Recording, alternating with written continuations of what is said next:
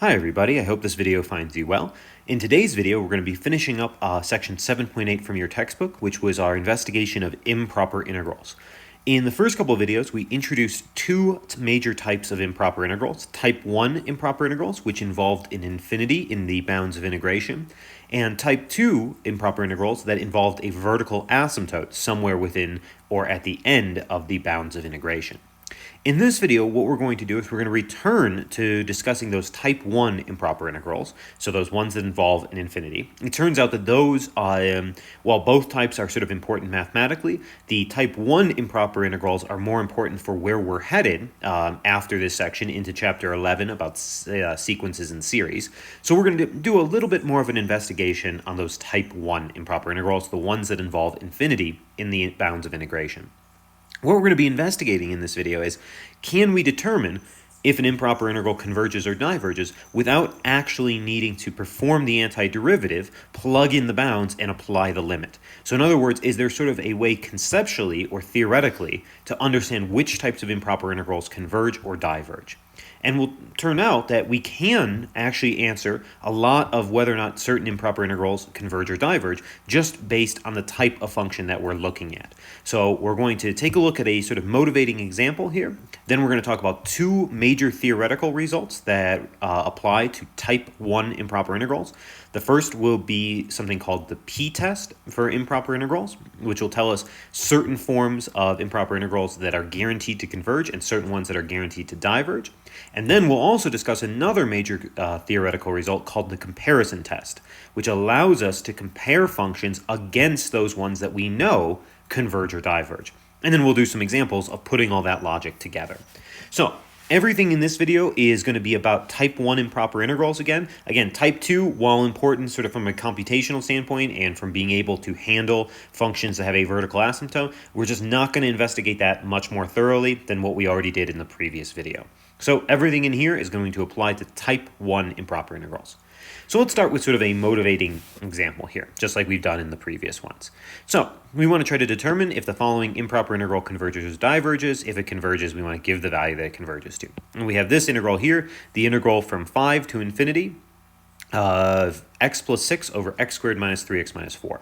Now, this is going to be one that we're going to have to go through since we haven't developed any new conceptual results yet. We're just going to have to sort of go through, try to turn this into a limit of a definite integral, actually perform that definite integral, and then analyze the limit. But as we'll see, even though this one is going to be doable, it's going to be pretty messy to do so. So in the future, maybe we'd like to come up with a slightly better way of analyzing this.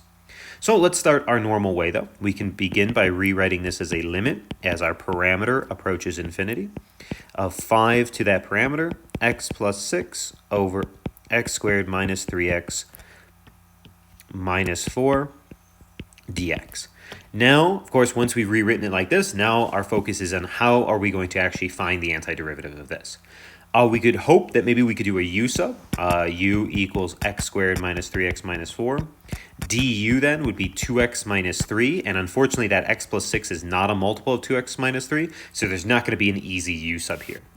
Instead, we're going to have to recognize that this is a rational function, polynomial divided by polynomial, which means that we can apply partial fractions as our technique to actually handle this. So let's try that. We're going to do partial fractions. So we're going to take our x plus 6 over x squared minus 3x minus 4. And we're going to have to factor the denominator. So we have x plus 6, x minus 4, x plus 1. Okay. Notice that this is in the appropriate form for partial fractions because the degree of the numerator is smaller than the degree of the denominator. 1 is smaller than 2. Then we can go ahead and actually do the decomposition here. It's going to be, since we have two linear factors, a over x minus 4 plus b over x plus 1. Then we can take this expression to start solving for a and b by multiplying both sides by x minus 4 times x plus 1. And we get x plus 6 is supposed to be equivalent to a times x plus 1 plus b times x minus 4. Now, because these are linear factors, they have clear and easy roots, things that make them 0. So we can use those, plug those in, and use those to find a and b. So let's let x equal negative 1. If we do that, on the other side, on the left-hand side, we get 5. This term will be 0, so that'll drop out, and we'll get b times minus 5. And that looks like that means that b is going to be equal to -1. If we let x equals 4, which is the other root here, this term will be 0. So it looks like we'll get 10 here, and we'll get a times 5. And that means it looks like we get 2 equals a. So we do have now our a and our b. So we can now rewrite this thing as the limit as t goes to infinity, and we're integrating from 5 up to t. But instead of having this single rational expression here, now we can have this with these constants. So we would have 2 over x minus 4 minus 1 over x plus 1 dx. And again, that partial fractions technique does not do the integral for us, but it does change it into a form that should be a little bit easier to do. So let's grab all of this, and we'll go on to a new page, and we'll sort of proceed from there. Okay, make that a little bit larger. Okay, so now we should be able to integrate each of these. While these are substitutions, they are linear substitutions, and even better, they are linear substitutions with the derivative being 1. So we're not going to get any other constant factor, so we can just go ahead and integrate directly.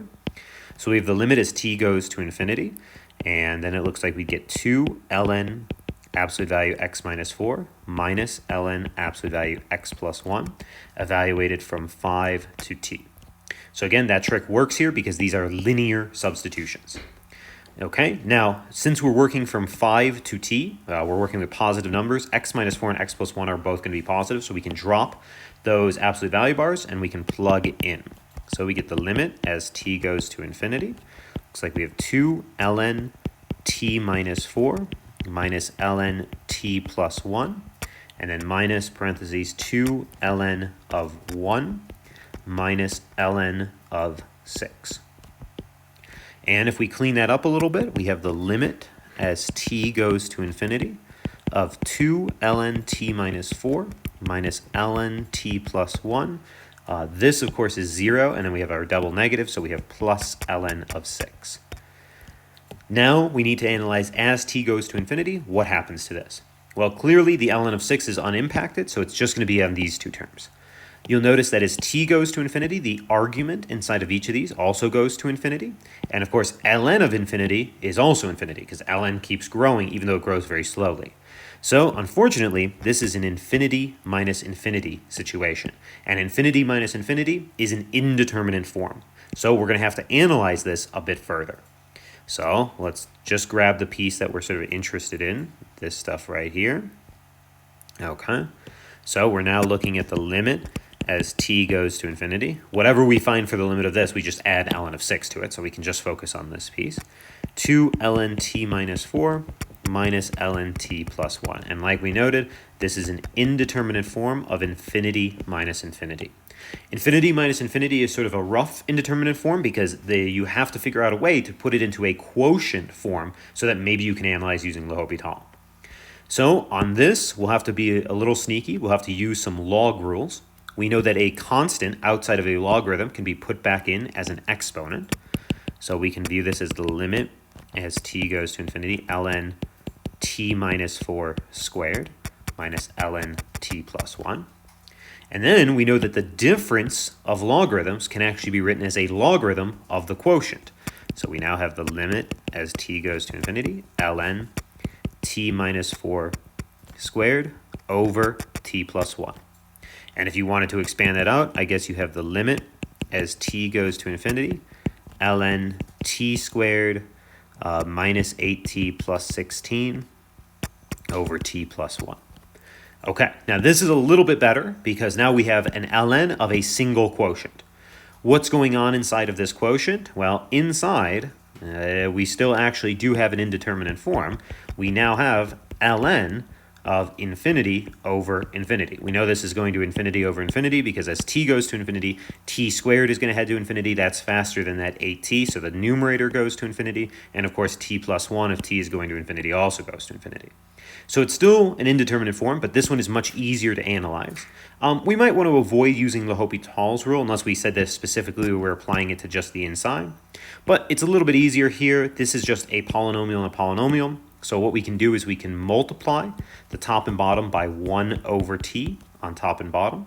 So we can get the limit as t goes to infinity, ln t minus 8 plus 16 over t, 1 plus 1 over t.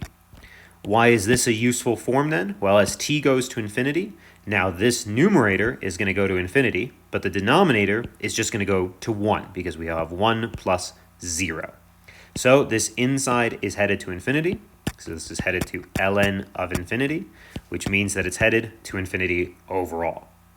So that means that this expression back up here, this infinity minus infinity, it was an indeterminate form. We weren't sure what it was going to do, but now we've confirmed that it will approach infinity. So our overall limit is going to approach infinity plus ln of 6.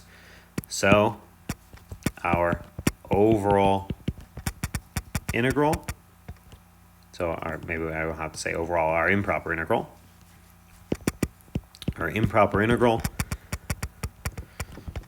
diverges. Okay, because the limit is approaching this infinity, that plus ln of 6 has no impact, so we know our improper integral diverges. Okay, now, computationally, this was a bit messy, but certainly doable, right? We had a rational function to start with, so partial fractions will always work when you have a rational function. It could be messy. It wasn't too bad here. We only had 2 factors. Then, of course, the integration step after partial fractions was very easy. We were able to just do that directly. And then the limit was a little bit messy, but it did remind us about how to deal with sort of infinity minus infinity cases where you need to put it all together into one expression and then analyze that limit.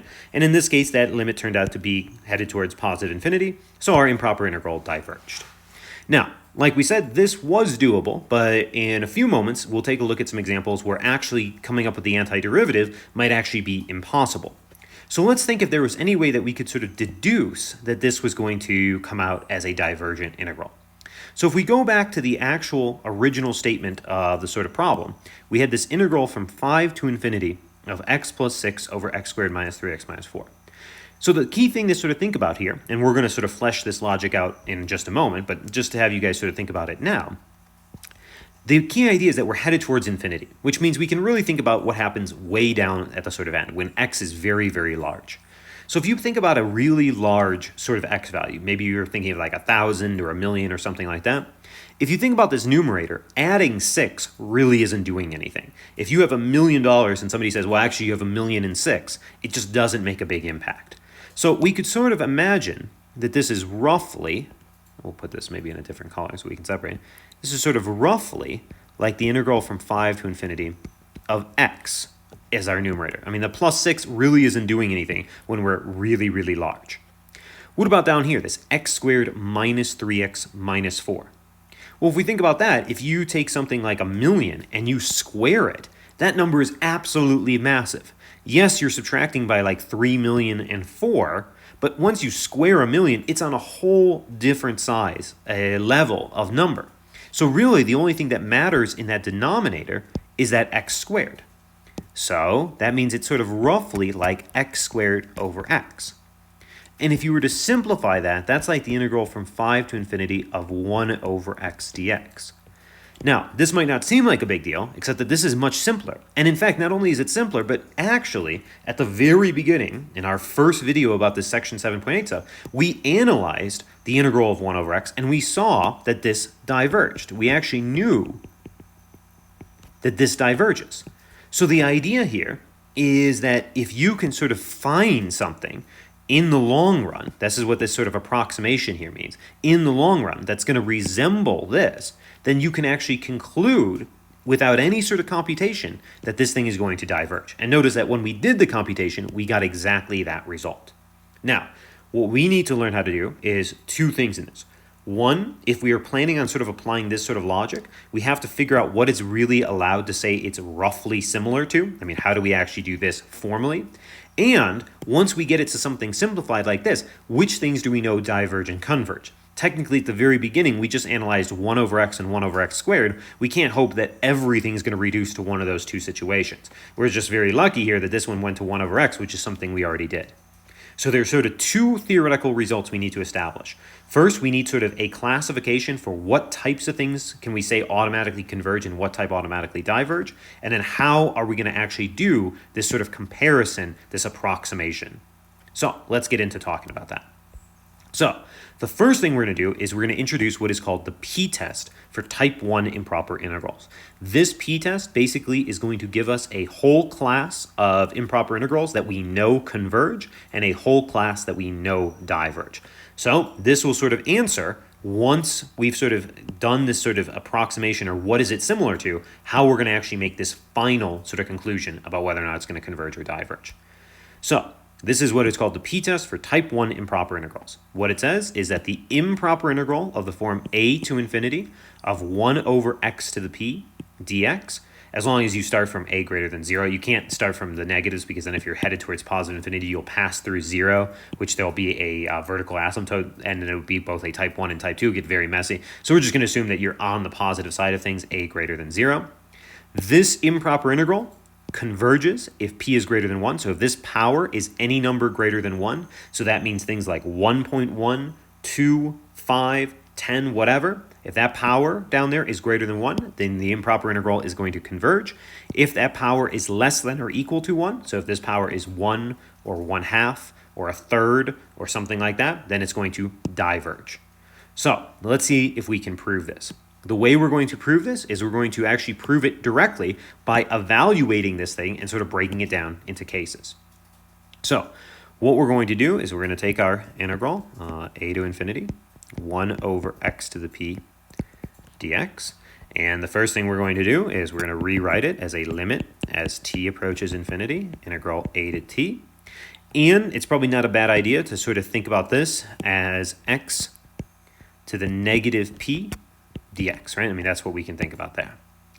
Now we can think about that the way we're going to perform this integral, notice that we're doing this abstractly because we don't know what that power is. There's going to be two sort of cases here. So case 1, we're going to have to say what happens if p is equal to 1. In other words, what if we have 1 over x? And then case 2, we're going to have to say what if we have p not equal to 1? Why do we need to separate these two cases? Well, in this case over here, we'll be able to integrate this using power rule. And in this case here, we'll have to integrate it because it'll be the antiderivative of natural log. So in this case, we can go ahead and assume that p is equal to 1. So we actually have the integral from a to t 1 over x dx. Notice I'm putting it back in this form because when p is equal to 1, it's easier to recognize the antiderivative here. So this is going to be the limit as t goes to infinity. The antiderivative here is ln of x, evaluated from a to t. Notice I'm safe in saying that without the absolute value because we know we're working in the positive values here. So we can just write like that. And then, of course, we get the limit as t goes to infinity, ln of t minus ln of a. This right here, that ln of a, that is just some number. We don't know what it is, but it's just a number. The limit is as t goes to infinity, so that means that this is going to go to infinity. So this is going to go approach infinity minus a number, which of course is going to diverge. So we've just shown that if p is equal to 1, then this thing is going to diverge. Now let's handle the case when p is not equal to 1. Also notice that when p is equal to 1, and we said that it diverges, that is what we wanted here because we said if p is less than or equal to 1, it is supposed to diverge. Now let's go ahead and handle the case for p not equal to 1. In this case, we're going to have to treat it as limit t goes to infinity, integral a to t. We still want to keep it as x to the minus p dx. Now let's integrate it. So now we can use power rule because we know that p is not equal to 1. So a little bit weird, but we're going to add 1 to the exponent. So we're going to get x to the minus p plus 1, and then we'll get 1 over that new exponent, minus p plus 1 in front. And that whole thing will be evaluated from a to t. Then we can just put this stuff in there, and we get the limit as t goes to infinity. We get 1 over minus p plus 1, t to the minus p plus 1, minus 1 over minus p plus 1, a to the minus p plus 1. Okay, once again, this thing over here, even though this is super messy, negative 1 over negative p plus 1, a to the minus p plus 1, remember, the limit has no impact on this. So this right here is just a number again. We don't know what number it is, but it is just a number. So what matters is this expression. So t going to infinity, what really matters is right here. So we're getting infinity to the minus p plus 1. Well, keep in mind that if this minus p plus 1 is still negative, if this is a negative exponent, then infinity to a negative exponent is really like 1 over infinity to a positive exponent, which is going to be 0. So this thing here, if minus p plus 1 is still negative, this will converge to 0. So what would it be to be minus p plus 1 is less than 0? Well, if we solve that, that would be 1 is less than p. Or, if you prefer, p is greater than 1. So what we've just found there is if p is greater than 1, then this converges. So notice that that confirms what we wanted to prove right here, that it converges if p is greater than 1. If this exponent, negative p plus 1, is greater than 0, then this is infinity to a positive exponent, which is going to diverge to infinity. This will diverge to positive infinity. So what that means, of course, if we solve it, bring the p onto the other side, is that that is 1 is greater than p. Or if you prefer, that means if p is less than 1, then this diverges. You might ask yourself, do we need to handle a case where minus p plus 1 exactly equals 0?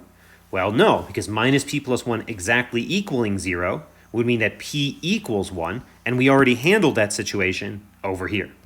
So putting this stuff together, we saw that if p equals 1, which is what we did over here in case 1, if p equals 1, it diverges. If p is greater than 1, it converges. If p is less than 1, it also diverges. So summarizing all that, we can say it converges if the power is greater than 1, and it diverges if p is less than or equal to 1. So this little p-test here basically tells us that for these types of functions, 1 over x to a power, we know exactly when they converge and exactly when they diverge. Notice also the first two motivating examples that we did when we did our first video about 7.8, we analyzed 1 over x squared and 1 over x, and we got results that directly correspond with this. When we analyzed the integral from 1 to infinity of 1 over x squared dx, we saw that it converged, and when we analyzed the integral from 1 to infinity of 1 over x dx, we saw that it diverged. So actually our first two motivating examples were two specific cases of this general p-test. Okay, so this p-test gives us a big sort of range of improper integrals that we can easily decide if they converge or diverge.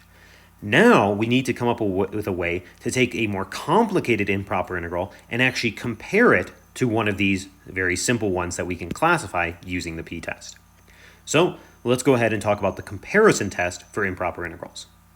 So this is the comparison test for type 1 improper integrals. Again, there is actually mathematically a comparison test for type 2s. We're not covering that in our class, so that's not something you guys need to worry about. So just be aware that everything we're doing in this third section of 7.8, all the stuff about the p-test and the comparison test, it always is going to apply for our class for type 1 improper integrals. So this comparison test basically says, suppose you have two continuous functions that are always positive, f of x and g of x, on the interval a to infinity, and f of x is always greater than or equal to g of x on this interval. So then the conclusion of this comparison test is if the integral of f of x dx from a to infinity converges, so does the improper integral from a to infinity of g of x dx. And if the integral from a to infinity of g of x dx diverges, so does the integral from a to infinity of f of x dx.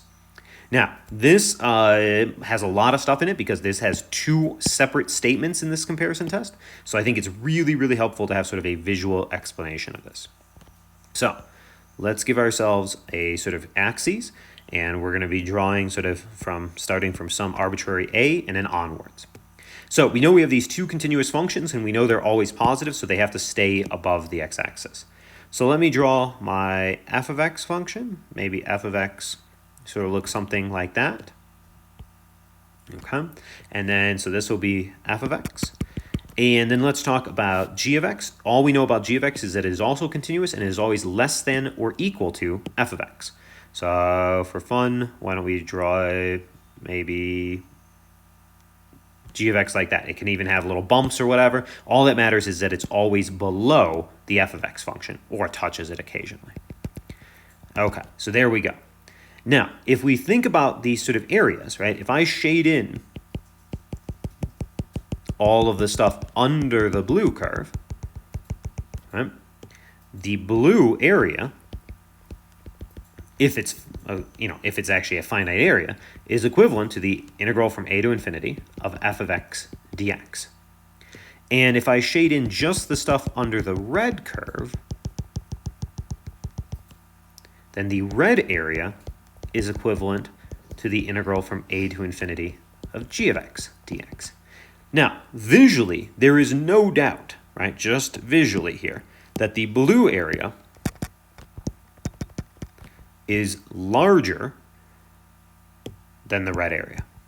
Right? Visually, that should be completely obvious, right? Everything that is in the red area here is also inside the blue area, and there's more, so we know the blue area is greater than the red area.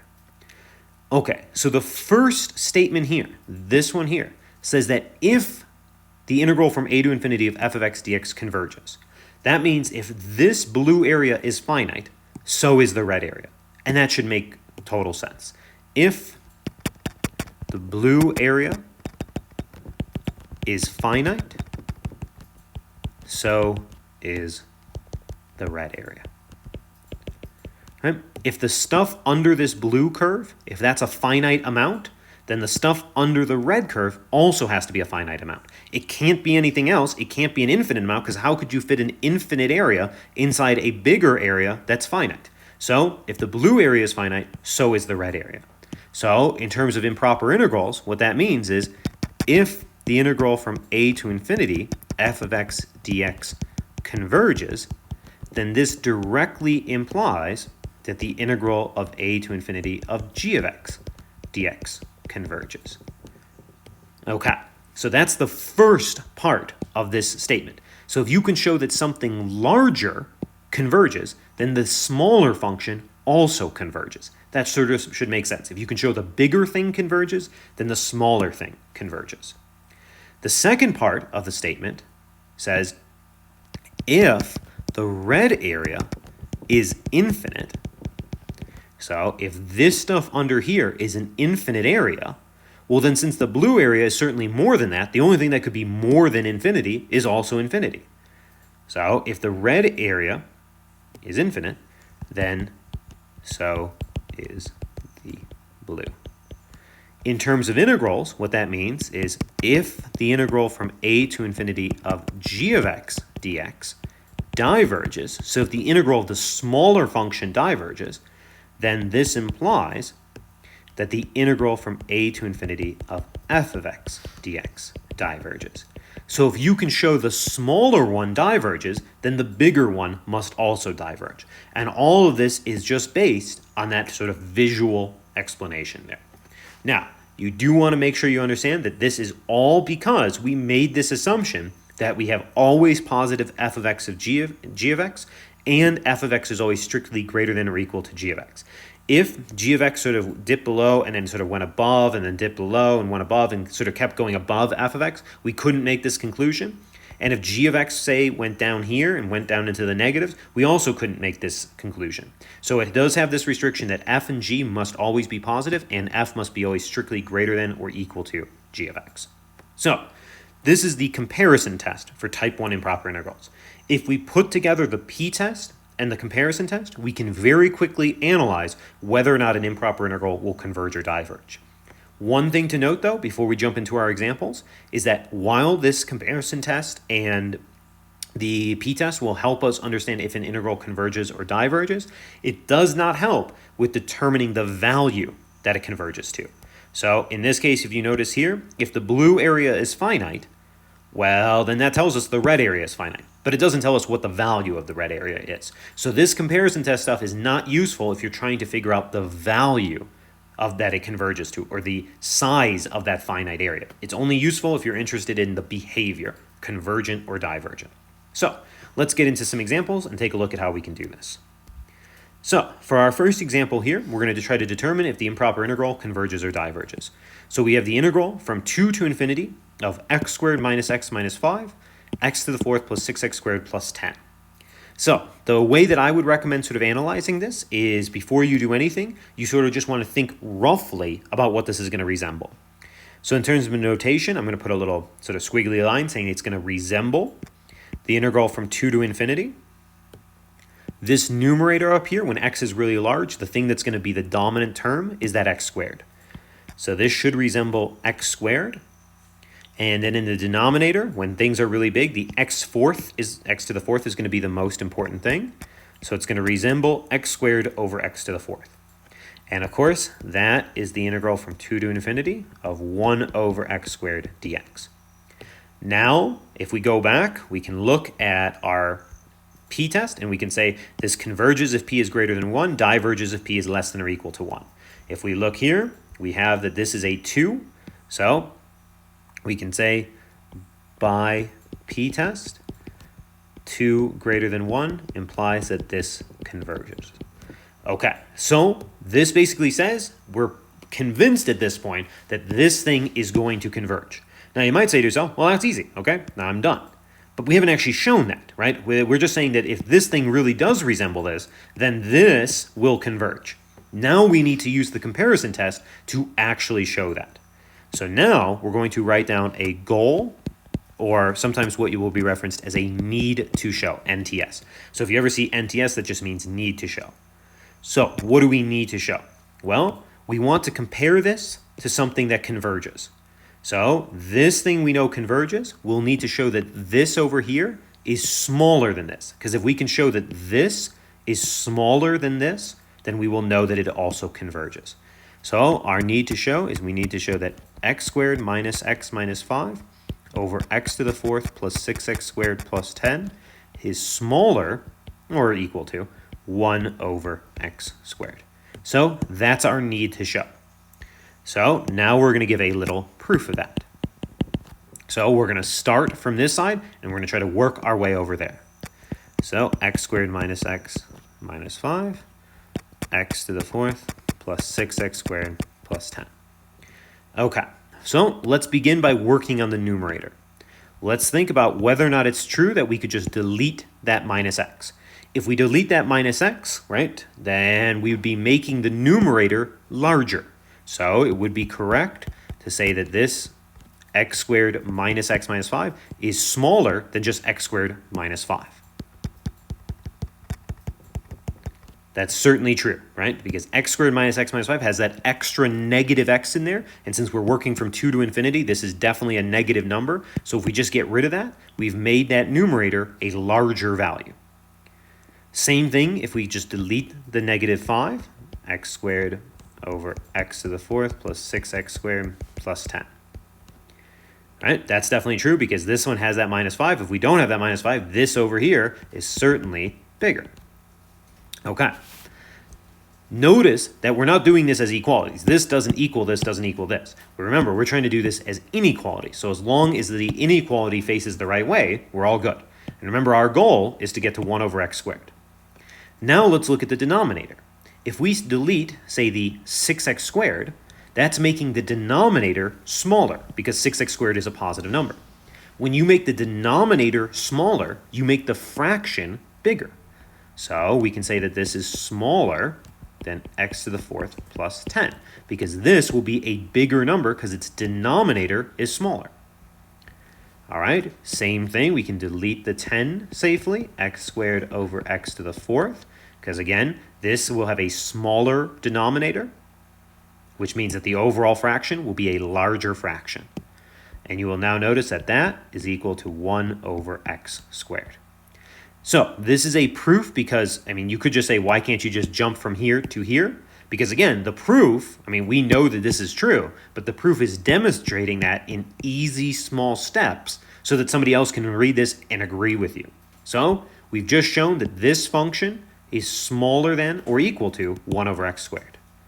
So now we can conclude. So since x squared minus x minus 5 over x to the fourth plus 6x squared plus 10 is less than or equal to 1 over x squared, and since the integral from 2 to infinity of 1 over x squared dx converges, then by comparison test, we know the integral from 2 to infinity, x squared minus x minus 5 over x to the fourth plus 6x squared plus 10 dx converges. So we've just figured out that this thing converges. And when using comparison test, this is what it sort of needs to look like. We want to sort of do some initial work to have an understanding of what we think is going to happen. By understanding what's going to happen here, we can set up our goal. What do we actually need to show? Remember, if this had diverged, if we decided that we should compare to, say, 1 over x, our goal would have been different. Our goal would have been to show that our function was greater than or equal to, because if you were bigger than something that diverges, you also diverge. But in this case, we were comparing it against something that converges, so our goal was to show that it was smaller than something that converges. We wrote out our proof in small pieces, showing that this expression is always less than this expression. Then we put that logic together. We showed that our thing is smaller than this. We know that this converges, so by the comparison test, our integral converges. Okay, let's go ahead and take a look at another example of this. So we're going to try to determine if the following improper integral converges or diverges. So we have the integral from 2 to infinity of x cubed plus 4x plus 5 over the square root of x to the 8th minus 1. So again, this one would be really, really messy to do. Theoretically, this one you could have tried to do by brute force because this is a rational function, so you could try partial fractions, though it is going to be very, very messy. Here, though, this is not a rational function because we have square root down there. This would be very hard to try to do, so we definitely want to try to do this comparison test. So let's think about what we're going to roughly compare it to. So up top, probably the only thing that's going to matter in the long run is that x cubed. And in the denominator, obviously that minus 1 isn't going to have any impact, so we can just think about it as square root x to the 8th. Then, of course, we could simplify that as the integral from 2 to infinity x cubed over x to the 4th dx. And then, if we look at that, well, that would just simplify as the integral from 2 to infinity of 1 over x dx.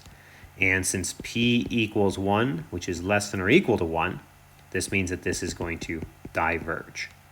So that's by the p-test there. So our guess, if we were just making a guess, we would say that this thing probably diverges because it's probably going to be pretty similar to 1 over x. To formalize that, though, we need to set up our need to show. What we need to show is if we suspect that this diverges, we would like to show that this is larger than this. Because if we can show that this is larger than something that diverges, then by comparison test, this will automatically diverge. So our need to show is we need to show that x cubed plus 4x plus 5 over the square root of x to the 8th minus 1 needs to be greater than or equal to 1 over x. So let's go ahead and write out our proof then. So x cubed plus 4x plus 5 over the square root of x to the 8th minus 1. Okay, let's work on the numerator first. Is it safe to say delete that plus 4x? Well, if we delete that plus 4x, what's going to be up here is going to be smaller, which makes sense. Our thing is bigger than if we delete that 4x. So x cubed plus 5 over square root x to the 8th minus 1. Then we can go ahead and say, okay, if we delete the 5, it's also going to make it even smaller. So x cubed over square root x to the 8th minus 1. So far we've shown our thing is bigger than x cubed over square root x to the 8th minus 1. And, okay, if we delete that minus 1, that makes the denominator bigger, which makes the overall fraction smaller. So we can say that this is x cubed over the square root of x to the 8th, which of course then is equivalent to, not less than, but equivalent to x cubed over x to the 4th, which is 1 over x. So we've just shown that our expression is bigger each time than 1 over x. So in other words, just by deleting all these things, all we're doing is making it smaller, which guarantees that this original expression is larger than 1 over x. So that's exactly what we wanted to show up here.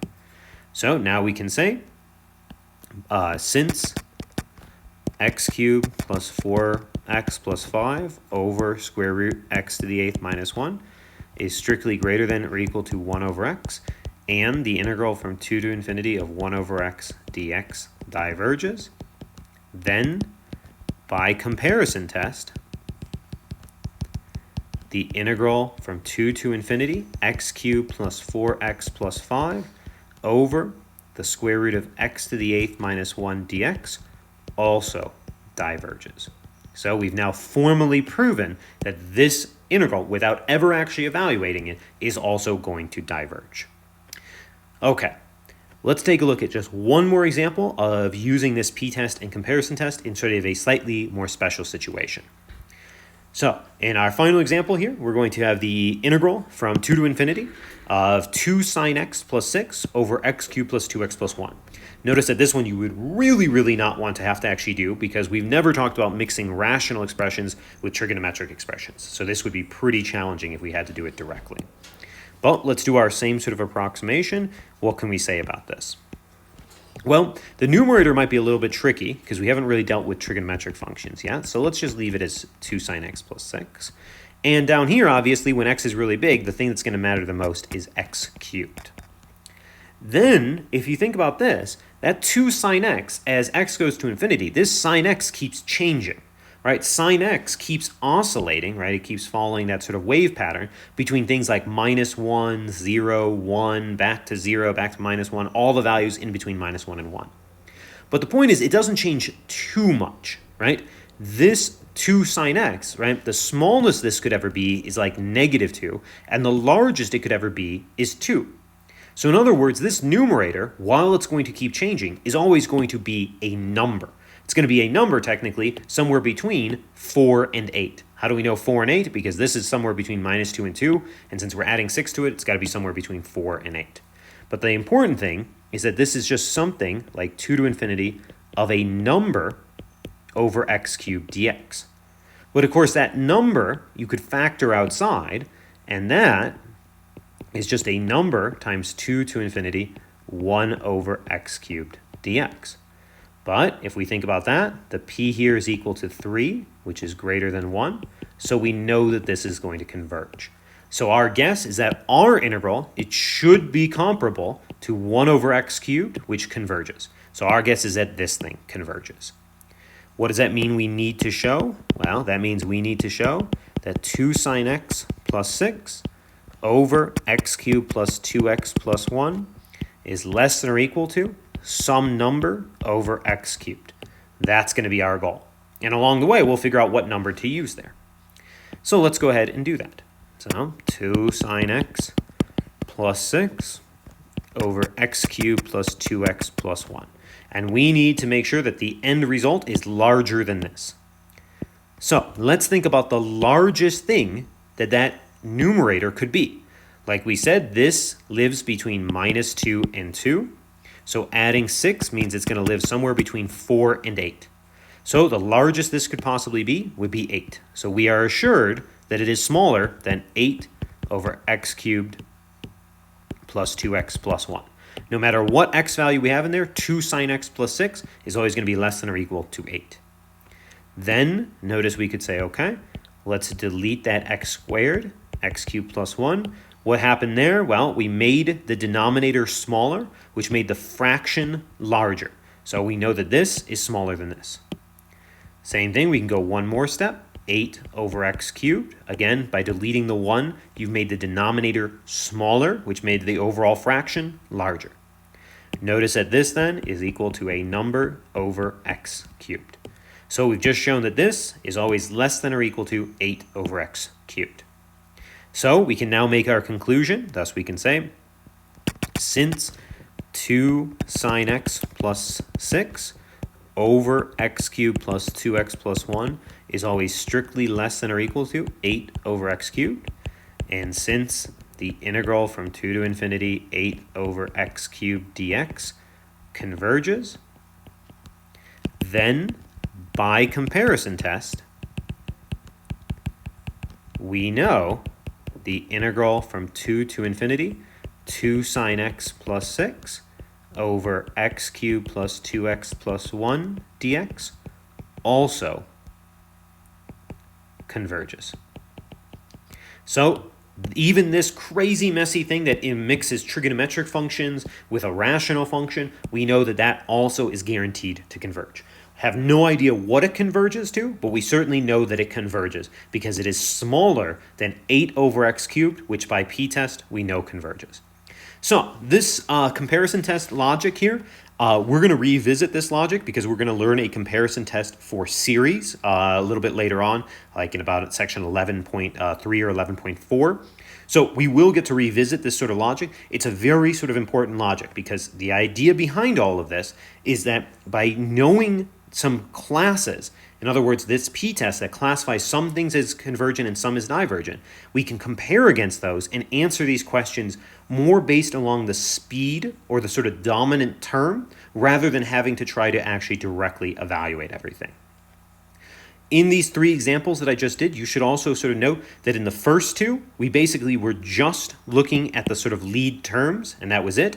In this last one, we were doing the same thing, and we also made use of the fact that sine of x is what we call a bounded function. The sort of whole thing hinged on the fact that sine was always between -1 and 1, which meant that 2 sine is always between -2 and 2, which meant that 2 sine x plus 6 was always between 4 and 8. We ended up choosing 8 here because we were trying to show less than or equal to, so we knew that this was less than or equal to 8. If for some reason we had been doing this and we wanted it to diverge, right, we were comparing it against something that diverged, then we would have chosen the lower end, 4, so that this would have been greater than or equal to 4 over this expression. So again, very, very important to sort of use this structure here. Do your initial estimate up here. Figure out what you need to show, what direction is that inequality. That's based on whether or not you're comparing it against something that converges or diverges. Then go ahead and write up that actual proof of that. This ends section 7.8 for us. So in our next video, we'll be jumping to chapter 11, starting with 11.1 and our introduction to sequences.